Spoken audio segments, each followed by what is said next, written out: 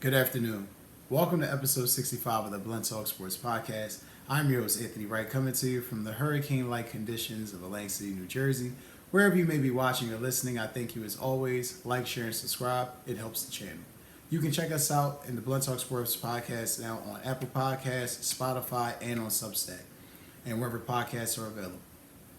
Hopping right into it, guys. This one is the one that I really was anxious to hop into. This game transpired yesterday. There's so many adjectives that you could use. I'll just use what I think is best for me. One of the most amazing comebacks I've seen from an Olympic team being down by so much and having to overcome a lot. And I know people are like, well, they shouldn't have been down by a lot. Serbia had their best game plan prepared for the United States. This was the most realist test that the United States has had since that exhibition game against South Sudan. And let's be honest, no one in their right damn mind thought that Team USA was honestly taking that game seriously, especially with the way they dispatched South Sudan, previously in the tournament. So the reality is this game was the first game that the United States was tested. And when I say tested, I mean, let's just hop right into it. When you say physical matchup, right, I was curious because Serbia's, I watched the game on my birthday on July 28th. Serbia lost the game. Watched another exhibition game. Serbia was getting dusted. Serbia didn't really have an answer. You can see they were trying to really find the lineup. They were missing some guys. I previously reported this in a previous episode. They were missing guys out in the previous exhibition games. So you kind of knew, okay, when they play them, they're going to be ready. Physicality and shooting was on the menu for Serbia, and the United States did not have an answer for it. Now, in fairness, in the first quarter, not only did Serbia come to play, Bogdanovic was hot out the gate from three and was talking his shit. You saw him when he was going like this. It was beautiful. It was beautiful to see, knowing that he plays in America, knowing that he's played overseas, but more than less, he plays in America. Knowing that he plays against these guys on a consistent basis. Most of those guys on that team have either played NBA basketball or played around NBA talent. It was so beautiful to see the shooting. And granted, shooting wasn't as great as the United States. I'll get to that in a second. But nonetheless, I got to give credit to Serbia. Serbia was completely prepared for this game. The shooting was there. The physicality was there. They did everything they were trying to match Team USA. It just wasn't enough in the end. But all that Serbia talk, let's get to the Americans. Chef Curry was ready. Chef Curry was preparing the menu. And y'all know what I'm talking about. Steph Curry. Chef was preparing the menu yesterday. We were waiting for that Steph game. In all honesty, y'all know he ain't really had the best game of games lately. And it wasn't that he was required to have it. I mean, let's be honest. This team is so damn deep. You have a starting roster out there on the floor, and you have a starting roster as a backup, a second unit. So ultimately, it's like, yeah, you didn't really need Steph. They needed Steph yesterday. Without Steph Curry, the Americans would have gotten blown the fuck out yesterday. Steph Curry was required in that game. And he was ready. You could see that he took it, he put it on his shoulders, he was ready to take the load, and he handled it. But nonetheless, it was a physical, tough game going back and forth in that first quarter. Going into the second quarter, the U.S. maintained momentum, but you could see where the tables were starting to turn a bit, where Nikola Jokic, arguably in some people's argument, the best player in the world. I don't feel that way, probably second or third, but some people feel he's the best player in the world. That he started putting in work, and once that started happening, damn. I mean, the battle between him and Embiid, it's like what we see in the NBA every season, whenever they play each other. The battle was real. And Jokic was definitely putting in work early. But Serbia, what impressed me the most about what Serbia was able to do was maintain that three-point shooting going into just first quarter, they started off hot. You're like, all right, it might tail off. Oh, no, they're still there. And, Bogdanovic carried the momentum. Bogdanovic was hot, and he wasn't backing down. He was not backing down. He was taking big shot after big shot. He was letting the United States know Serbia was here. And I got to give them credit. And you guys are probably hearing me a lot talking about Serbia. I got to give them credit because, again, y'all have watched multiple episodes of me talking about Team USA throughout this tournament. They have not been challenged. Again, that South Sudan exhibition game, but again, exhibition didn't really count in the tournament. This game counts. They lose, they're out. So it was impressive. It was impressive what Serbia was able to do. But again, to the matchup of Jokic and Embiid, because that's what this game low key was a battle of. Whose war or whose will was going to prevail. And Embiid was getting physical. You could see Embiid was definitely doing what he needed to do. He had a great one-handed dunk that you guys probably see on the highlight reel where he damn near fell. I thought he almost rolled his ankle. If you were a Sixers fan, you were probably worried at that moment, but great dunk by Embiid. Physical play. He did exactly what was needed and what was required from him in that game. I would honestly feel probably the best game he's had throughout the Olympics. But the startling part about that, though, the United States was down by 14 points close to the end of the second quarter. That's how well Serbia was shooting. So I want to make sure, like I say, I'm giving Serbia credit because they had a big lead.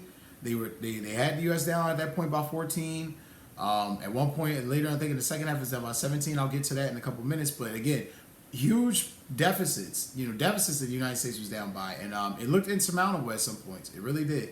And I just want to make sure that I give credit to Serbia. But going into that third quarter, this is where the game started to, slowly change a bit. Team USA started to close the gap a bit. Now, Serbia was still hitting that three-point shot at a good rate, so it didn't look great. It kind of looked like Serbia was just going to eventually pull away. And you could see Steve Kerr, doing the, I don't know what the blowfish, I don't know what he was doing, but, maybe he was just waiting it out, But you could see that guys weren't quitting, but you could see that the three-point shot was falling for Serbia, at a good clip, and they were doing their thing. And at that point, Serbia then, they retook the lead, and then you going further, consistent shooting. I mean, at one point the lead fell down from 14 to 6 back to 12. So it's just, and that was by, midway through the third. So you got to give Serbia credit. They really had maintained control first three quarters of this game. They had it in hand. They just blew it. And I'll get further into it. What caused them to blow it, though, because I don't want to mince my words. What caused them really to blow it was a combination of three guys. Steph Curry, LeBron James, Kevin Durant. And when Steph got hot, the game changed. We got to see Chef Curry on the Olympic stage. Excuse me.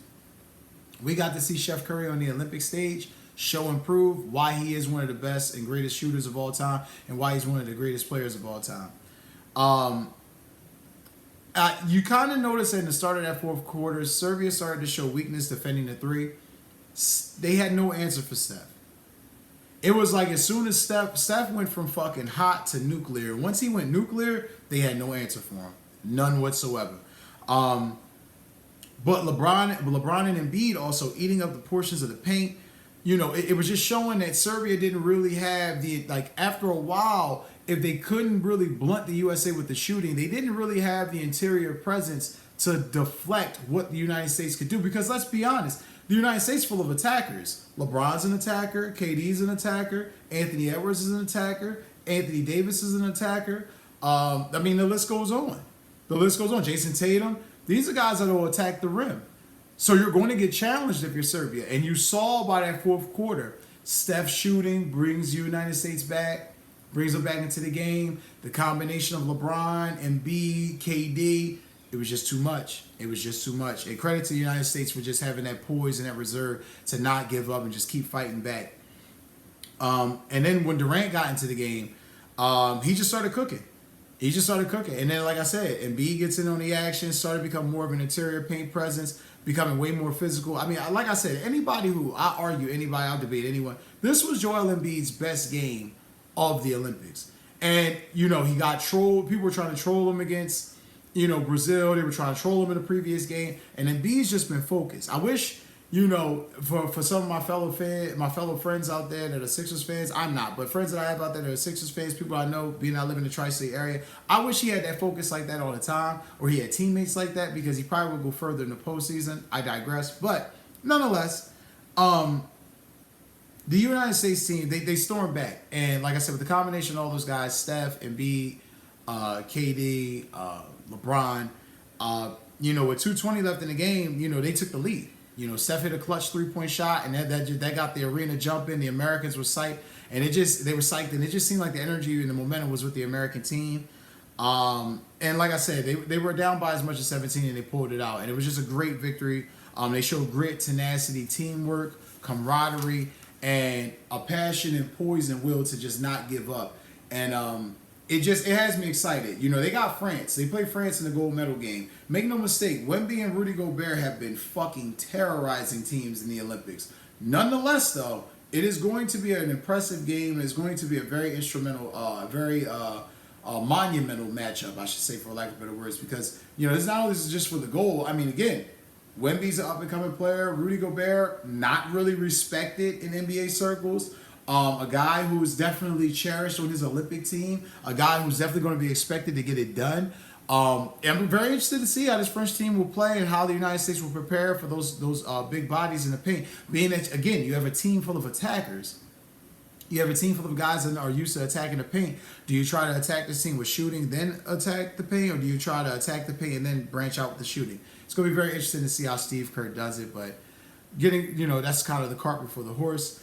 Kind of finishing up the notes for this game, I want to touch on some of the leading scorers. I wanted to make sure I highlight this. I highlighted KD in the previous episode, becoming the all-time men and women's leading scorer in Olympic history. LeBron James has, you could clearly see that, it's more likely LeBron's last Olympics. And he is just, for lack of better words, showing off, showing his ass, whatever analogy or euphemism you want to use. LeBron's doing it.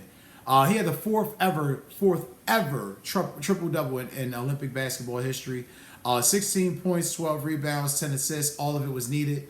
LeBron was 2 of 4 from 3. Again, all of it was needed. Joel Embiid, as I stated, best game he had in the Olympics, better than what I thought he played against Brazil. 19 points, 4 rebounds, 2 assists, 2 of 3 from three-point range. Astonishing. Embiid just been stepping up. Chef Curry with the pot. We got Chef Curry in the building. And this, again, right here, 36 points.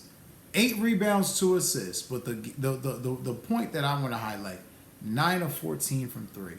Without those 9 made threes, the United States gets destroyed in this game. Shout out to Chef Curry. Kevin Durant, again, being as clutch as he's been throughout the whole Olympics when needed. Now, he didn't have a great scoring game, but he had 9 points, 3 rebounds. He did hit a 3-point shot in this game, so he was 1 of 2. But the thing that I want to make sure I highlight on why this game was so amazing and so impactful and so monumental in so many ways. Team USA, now you put Steph and some of the other guys included, mostly because of Steph's doing. Team USA was 50% from three-point range. Keep in mind, Serbia was damn near 40%. They were 38.5. But, you run that off, that's 40. I mean, amazing. It just seems like this might be the greatest combination of vets and role players that I've seen assembled on Team USA in a while. And that's no disrespect to the Redeem team. That's no disrespect to the Dream team. It just seems like, to me, this team has just, whether it's the big men, whether it's the bench guys, whether it's the normal stars that we're used to, they've all sold out and bought in and just, they're doing what's required to win.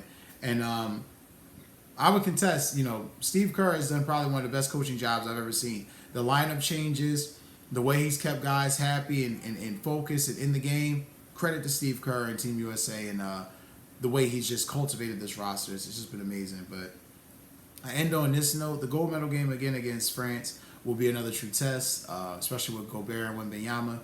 And like I said, France has been able to shoot well. They upset Canada, which, again, I don't really think it's an upset. Any team that's got Dylan Brooks as a starter, that's not an upset. That's a weak spot on your team, and you're going to get abused. So whatever. That being said, like I said, they'll play France for the gold medal tomorrow at 3:30 p.m. That will be August 10th. So make sure you definitely got your schedules cleared at 3:30 p.m.